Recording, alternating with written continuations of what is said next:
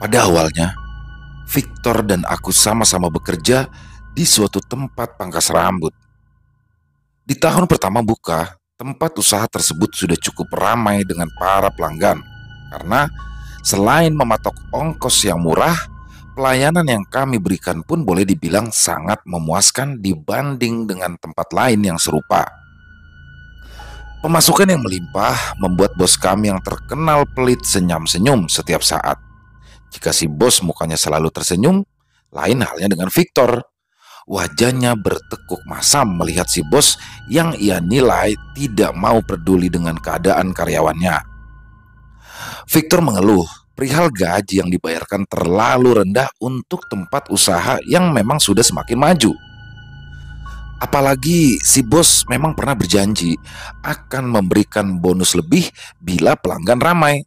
Namun nyatanya janji tinggallah janji. Bonus yang diiming-imingkan ke kami tersebut pun hilang kabarnya.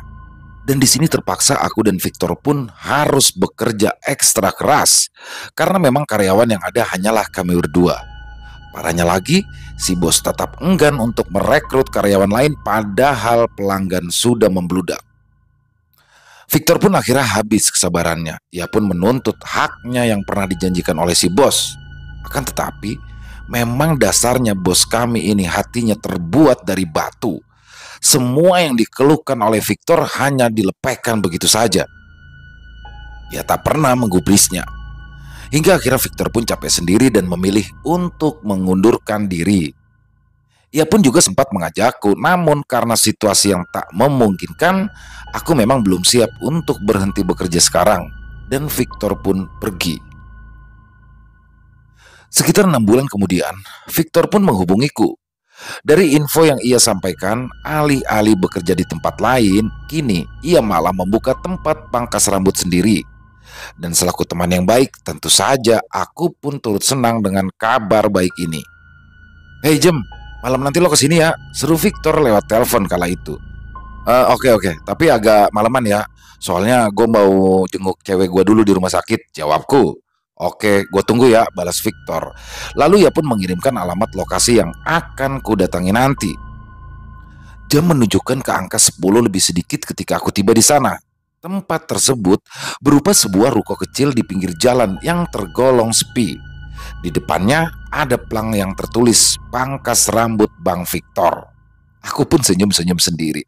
Berarti aku tak salah dengan alamatnya.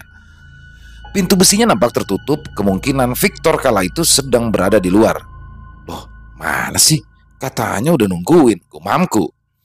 Dan saat hendak menelpon Victor, kulihat pintu besi itu tak sepenuhnya tertutup dengan rapat. Seperti masih ada sedikit celah yang membuatku bisa mengintip bagian dalam ruko. Lampunya menyala sebagian, tapi tak kelihatan ada siapapun di situ. Saat itu aku menduga jika Victor mungkin hanya keluar sebentar saja sehingga pintu tak ditutupnya dengan rapat. Ketimbang menunggu sendirian di luar, aku pun memutuskan untuk langsung masuk saja ke dalam. Isi di dalam ruangan tersebut termasuk sedikit. Ukurannya juga terlalu ngepas ya untuk memuat barang yang terlalu banyak. Hanya ada satu kursi tempat memotong rambut pelanggan. Nah, di depan kursi tadi terdapat sebuah meja yang di atasnya tertata berbagai macam keperluan untuk memangkas rambut.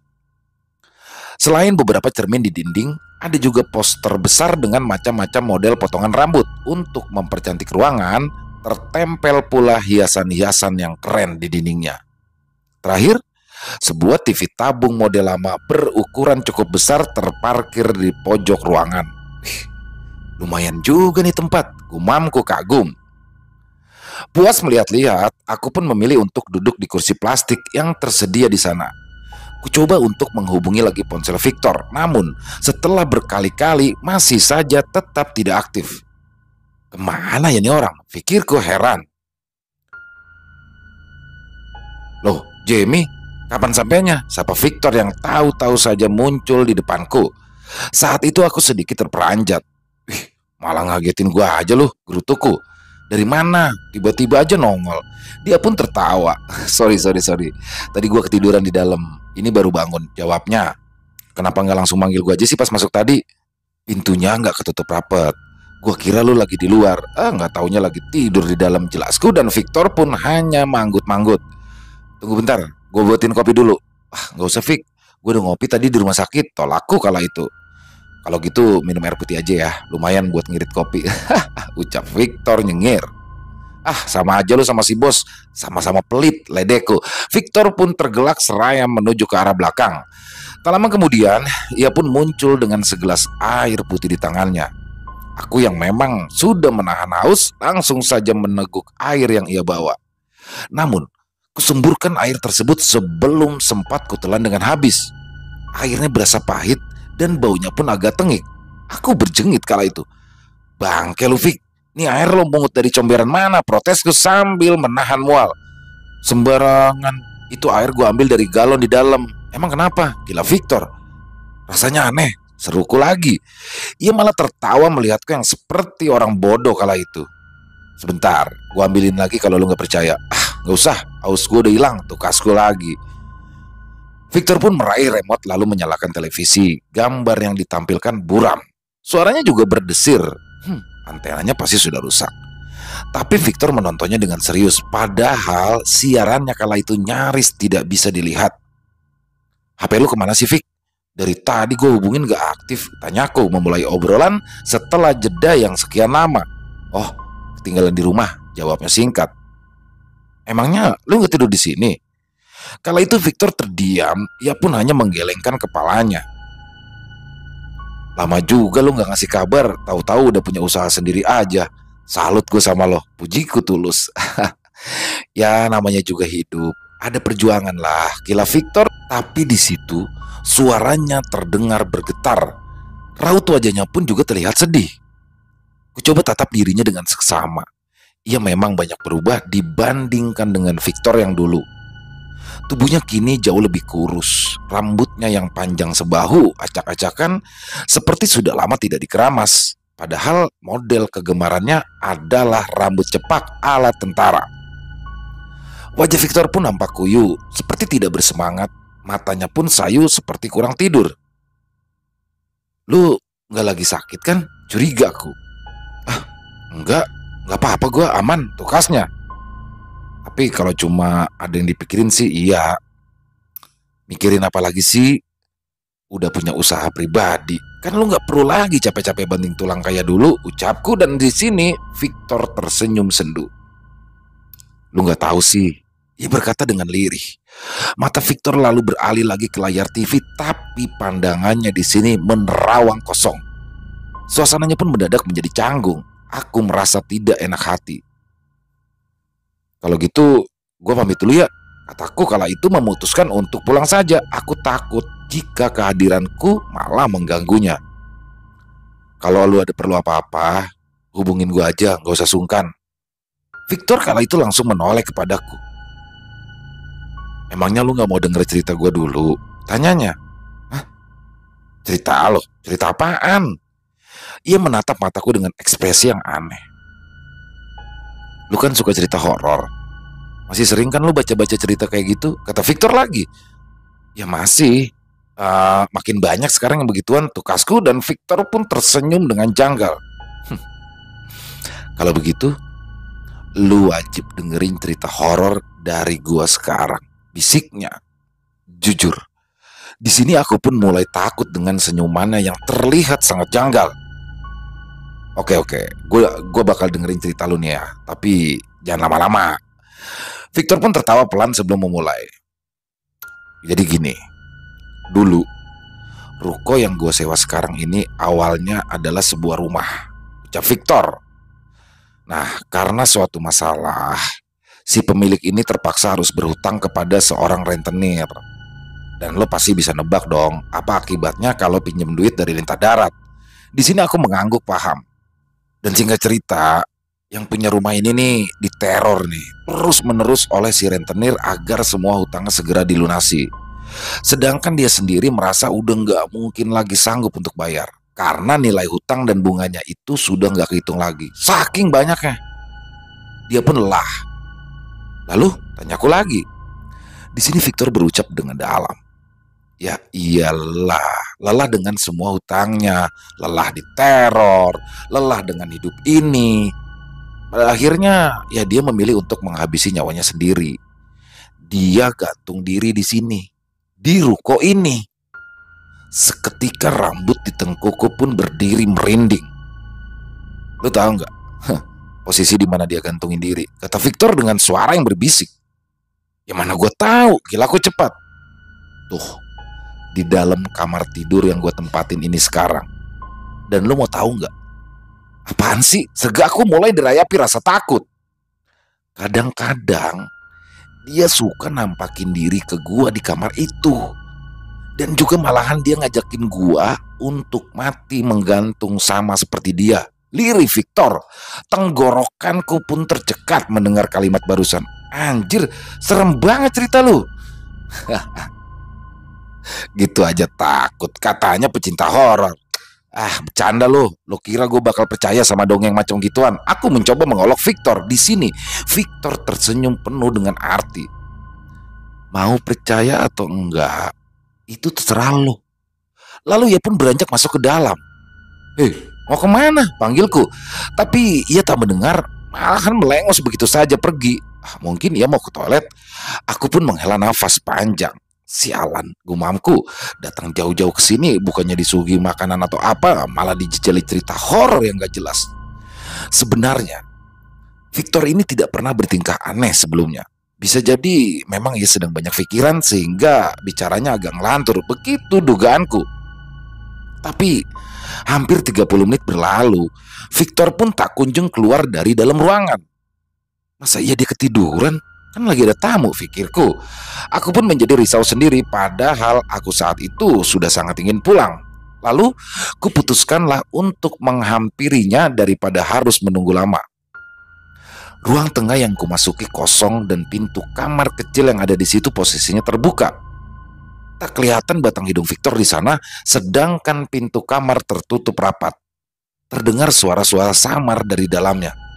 Ku ketuk pintu tersebut sambil memanggil-manggil nama Victor. Victor, lu di dalam ya? Gue udah mau pulang nih. Tidak ada yang menyahut, tapi terdengar suara.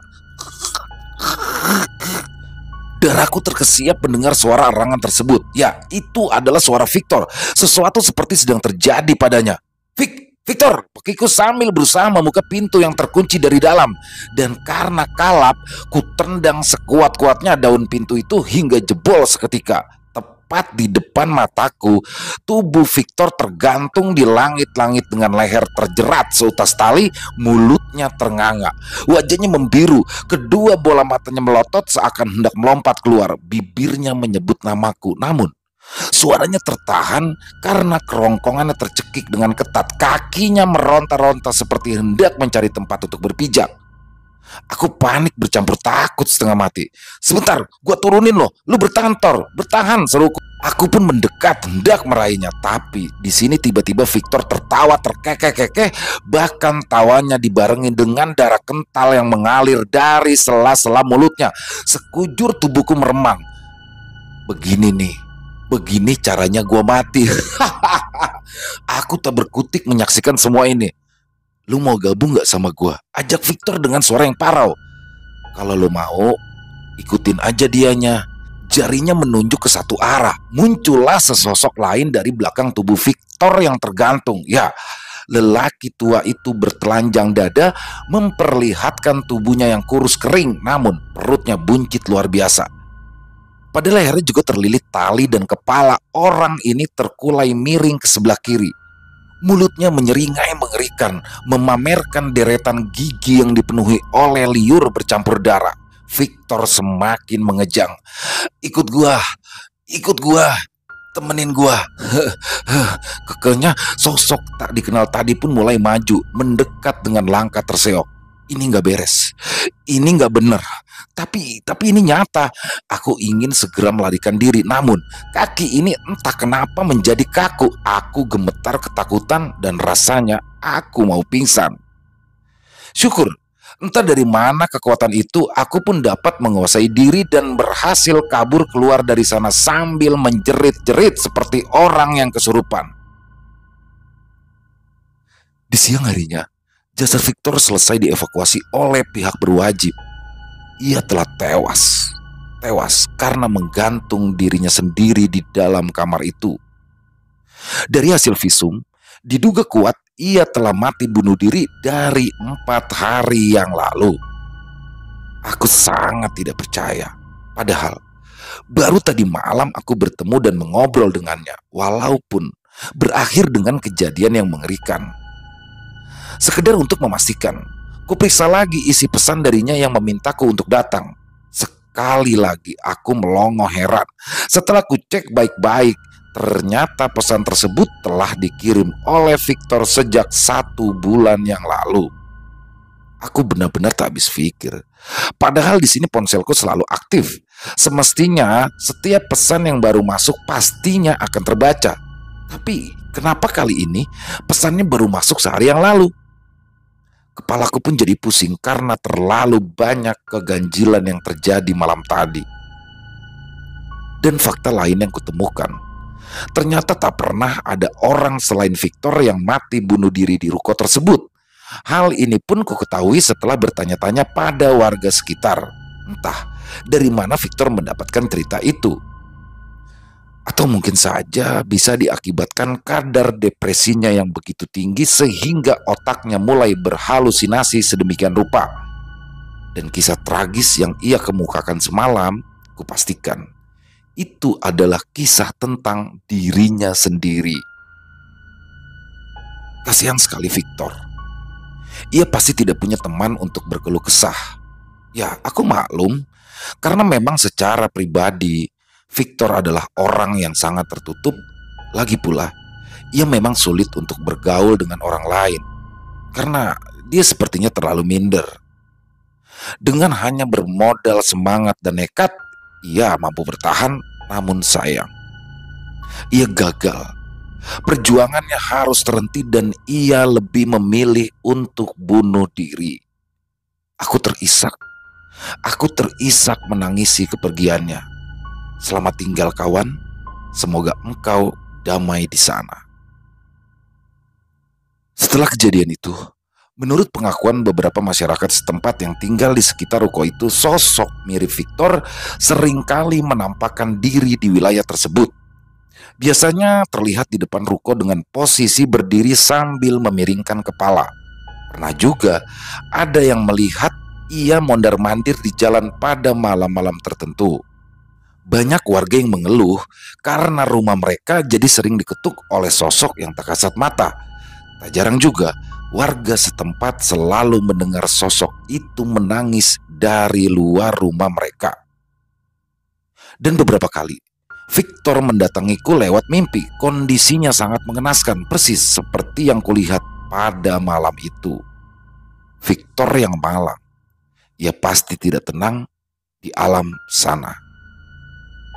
Oh iya, jika setelah mendengarkan kisah ini, lalu kalian mendengar ada suara tangisan di luar sana, sebaiknya kalian acukan saja.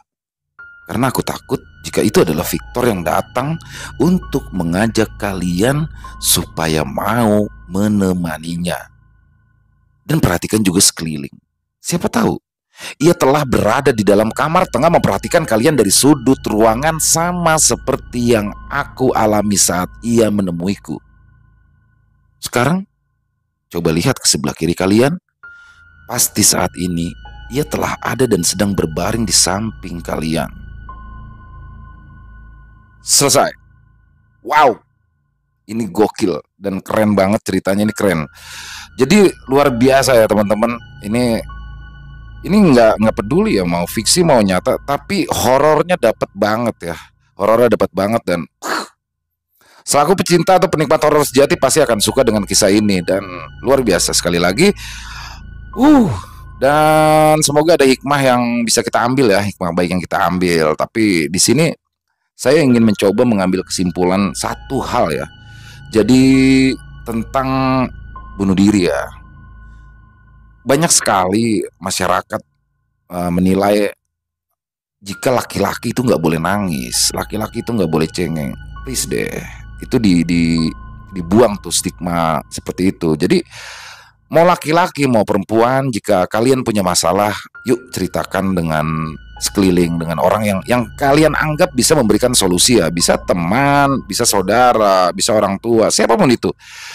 Coba bagikan, jangan sampai difikirkan sendiri.